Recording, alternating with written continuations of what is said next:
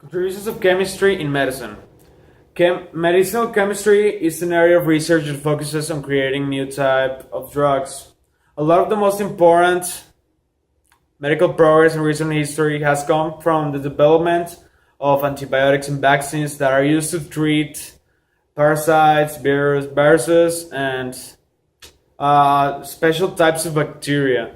Chemists are fully aware of the MRSA and other resistant bacteria that are trying to evade antibiotics. So they are trying to design new ones, and they are trying to make them focus on the vulnerable molecular regions of enzymes within bacteria. Chemistry is in many ways half of medicine.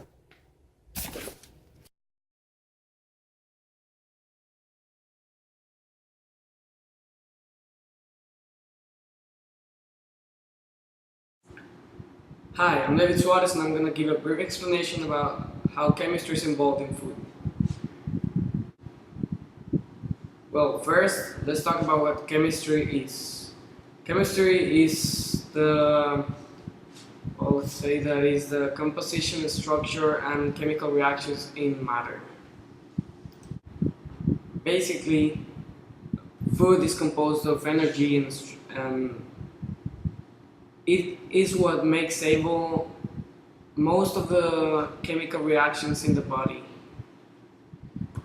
Some of them are respiration and metabolism. While food is being discomposed in the body, chemical reactions are in process, like metabolism. And the energy that food provides, it makes able respiration to cure.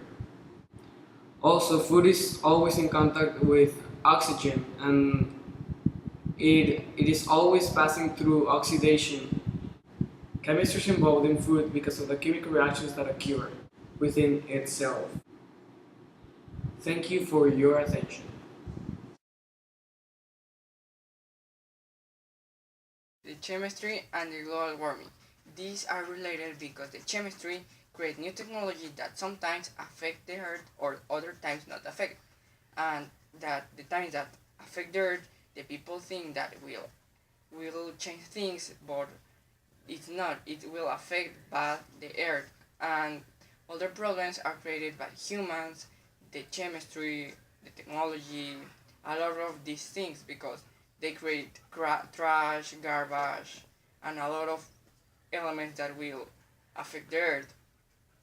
The gases or the main gases that the chemistry create are the carbon dioxide, the methane, the CFCs, ocean, fertilizants, and a lot of these things that will affect the earth, create a lot of consequences in the future for us.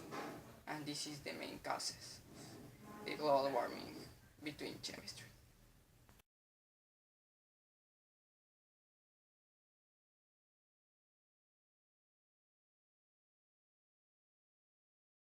Chemistry has been with us for as long as we can remember. In fact, humans have used it to their advantage since forever, especially in occasions such as war. Yes, ladies and gentlemen, I'm talking about chemistry in warfare. We can take, for example, World War I, where chlorine gas was used as a chemical weapon. In fact, it was one of the first chemical weapons ever used in human history. It was released by the German armies in massive clouds to cause long damage downwind of its release. We can also take, for example, the story of Little Boy and Fat Man. In case you don't know what that is, those were the code names of the first atomic fission bombs ever used as weapons. The bombs were dropped by the US of A and Hiroshima and Nagasaki in 1946.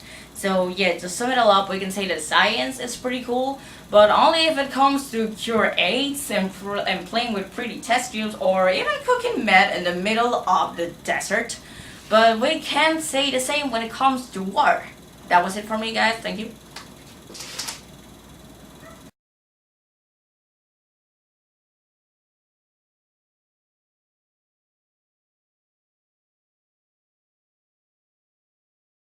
Hi, my name is Orlando and I'm going to talk to you about the melting of polar ice caps. I think we all know that one of the biggest problems facing Earth nowadays is the global warming, which is contributing to the melting of polar ice caps. If the polar ice caps melt extremely or at all, there's gonna be a lot of problems, and it will be so dangerous because there's gonna be a lot of floods, and maybe some coastal areas will be underwater. So what we can do to prevent it? There's a lot of things we can do. You can start by little things such as taking the bus instead of car, and that way you will avoid the pollution and the production of greenhouse gases that are a terrible problem for Earth's surface, because greenhouse gases accumulate in the atmosphere and trap heat that normally will exit into the outer space. So when Earth's surface has more heat than normally, obviously there's gonna be a lot of problems for nature. Another thing is recycle. Recycle as much as you can because it is important to the nature. Or donate to the community the clothes you don't like or you don't wear usually, and plant trees. Plant trees in your community, in your garden, or whatever, because deforestation is affecting to the polar ice caps. So nature needs us. It is our choice, help it or not. But whatever we chose, it is important to act now. And if you have chosen the second one, good luck in future.